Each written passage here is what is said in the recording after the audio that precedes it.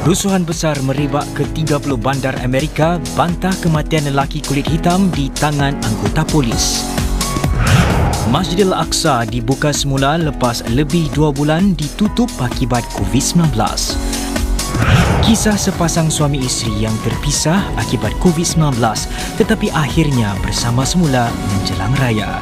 Ikuti perincian semua laporan itu dalam Berita 8 Malam.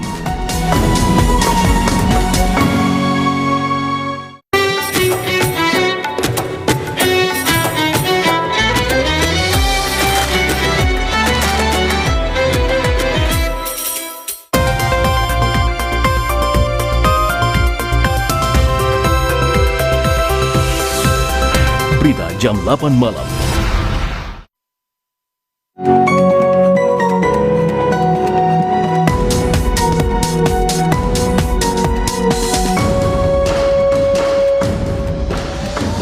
Singapura bersetuju kepada penangguhan muktamad projek HSR sehingga hujung tahun ini.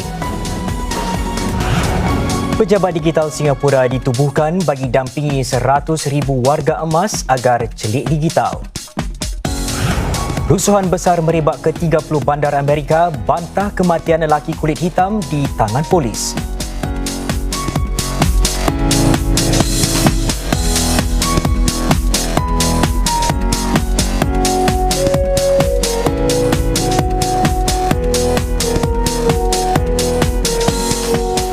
Salam sejahtera.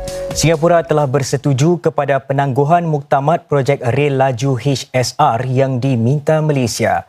Menurut Kementerian Pengangkutan, penangguhan 7 bulan itu akan berlanjutan sehingga 31 Disember nanti.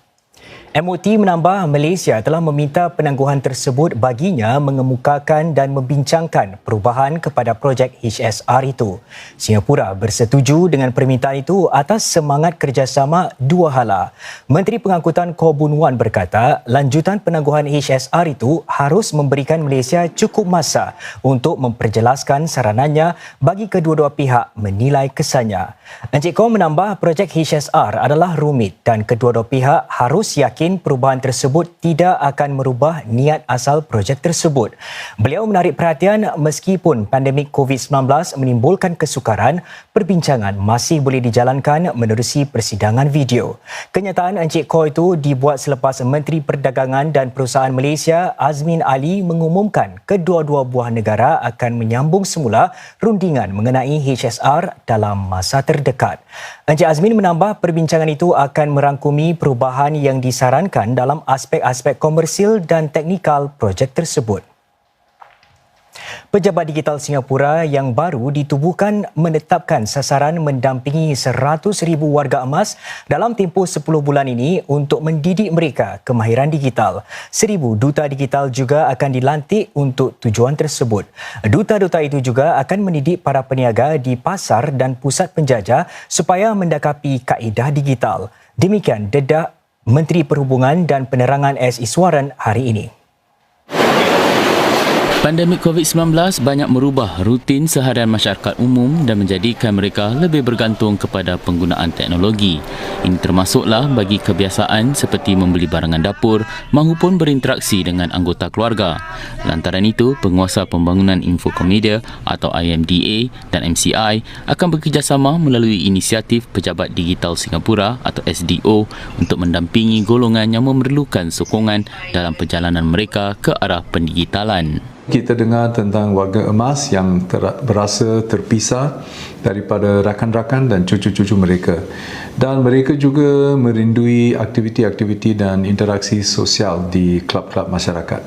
Kita juga dengar tentang para penjajah dan pemilik gerai pasar basah yang tidak lagi menikmati perniagaan yang rancak seperti sebelum wabak COVID-19. Lantaran itulah seramai 100,000 warga emas akan didampingi menjelang Mac tahun depan untuk mendidik mereka tentang kemahiran digital untuk urusan jual beli ataupun komunikasi. Bagi mencapai matlamat itu, SDO akan mengerahkan 1,000 duta digital. Para duta berkenaan juga akan mendampingi 18,000 penjajah dan peniaga di lebih 100 pasar basah dan pusat penjajah di seratan negara bermula Jun ini. Kempen pendidikan itu termasuklah untuk menggalak para peniaga supaya mengamalkan huraian pembayaran elektronik dalam urus niaga mereka. Jadi dalam kebiasaan baru akibat COVID-19, pendigitalan kini merupakan satu usaha yang begitu penting dan juga satu peluang. Lebih banyak aspek kehidupan seharian kita akan dikendalikan secara dalam talian dan tidak ada masa yang lebih baik daripada sekarang untuk meningkatkan usaha kita dan merebut peluang ini. Encik Suara menekankan semua langkah ini diambil demi memastikan tiada golongan ketinggalan dalam gerakan digitalisasi Singapura. Sejak tengah hari tadi, Singapura melaporkan sebanyak 518 kes baru jangkitan COVID-19. Jumlah keseluruhan setakat ini adalah 34,884. Dalam kenyataan awalnya, Kementerian Kesihatan MOH mengesahkan 3 kes melibatkan rakyat atau penduduk tetap Singapura. Sebahagian besar kes-kes baru hari ini adalah pekerja asing yang tinggal di dormitori-dormitori. Maklumat lanjut akan diberikan MOH malam ini nanti. Semalam, sebuah dormitori pekerja asing di Senoko Way juga dikenal pasti sebagai kelompok baru COVID-19. Jumlah kes jangkitan COVID-19 di seluruh dunia mencecah lebih 6 juta dengan hampir 368,000 kematian. Amerika Syarikat masih mencatat bilangan tertinggi dengan lebih 1.7 juta kes yang disahkan. Lagi 960 kematian dilaporkan menjadikan jumlah keseluruhan meningkat kepada lebih 103,000. Brazil kini menjadi pusat penularan rantau Amerika Selatan dengan mencatat hampir 500,000 kes yang disahkan setakat ini dan jumlah kematian hampir 30,000. Rusuhan besar-besaran merebak di 30 bandar Amerika Syarikat sebagai membantah kematian lelaki kulit hitam ketika ditahan anggota polis. Perintah berkurung telah dikuatkuasakan di lebih 12 bandar utama Amerika selepas tunjuk perasaan berlaku buat 5 malam berturut-turut. Di bandar Minneapolis inilah bermulanya bantahan ganas selepas kematian George Floyd, 46 tahun, mencetuskan kemarahan ramai Selasa lalu. Para penunjuk perasaan menuntut agar kesemua 4 orang anggota polis yang turut terlibat dalam pembunuhan Floyd ditangkap. Keempat-empat pegawai itu telah dipecat sementara pegawai polis kulit putih Derek Chauvin didakwa atas tuduhan membunuh selepas bertindak di luar batas kemanusiaan ketika menahan mangsa. Kemarahan penunjuk perasaan memuncak selepas rakaman video terbaru yang tular menunjukkan bukan seorang tetapi 3 orang pegawai dilihat melutut ke atas mangsa yang tidak bersenjata.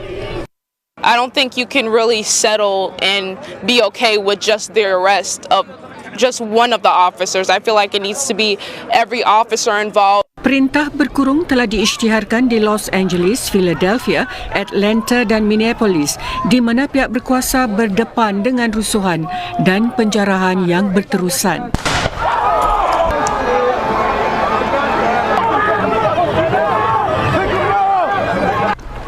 Dan buat julung-julung kalinya sejak Perang Dunia Kedua, pasukan pengawal negara Amerika dikerah membantu agensi penguatkuasaan undang-undang tempatan mengawal keadaan. Persiapan semakin rancak menjelang berakhirnya tempoh pemutus rantaian COVID-19. Ikuti nanti bagaimana syarikat-syarikat pembasiman kuman tangani permintaan yang meningkat. Jimat tenaga dan wang hanya dengan Mitsubishi Electric Starmax Aircon, mudah dibersihkan dan tiada bunyi bising.